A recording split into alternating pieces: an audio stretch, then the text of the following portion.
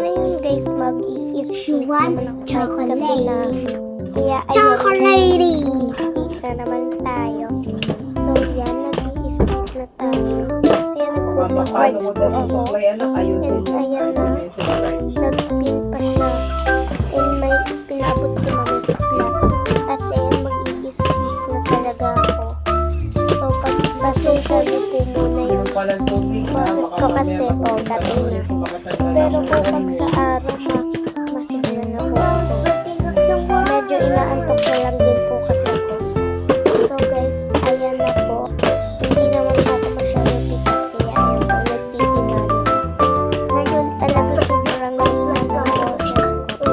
Kasi first time ko mag-edit. And for the first time nagawa ko.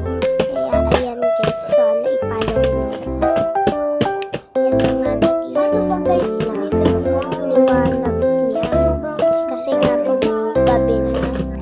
Ayan nga po ang liwanag. Ayan po. Kaso nga po, nagtatanong ako sa sarili ko kung paano po yung ginagawa nila. Yung way siya is, Hindi kasi.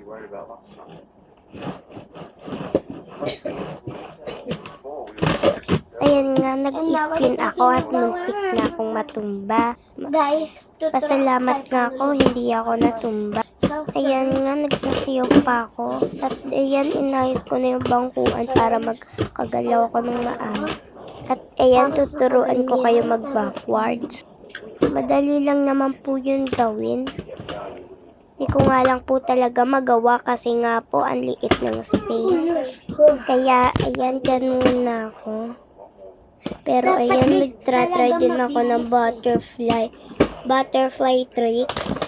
Ayan, muntik pa akong mabaldan. meron pa akong roller. Pero hindi natuloy. At ayan, meron pa nga po pala akong isang roller shoes.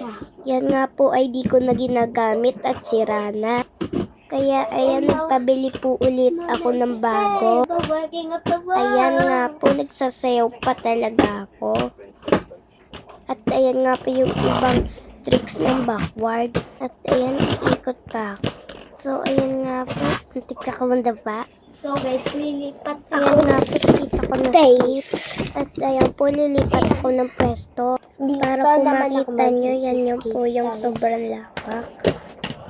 So, i-fast forward nyo na lang po yan kasi matagal pa po yan.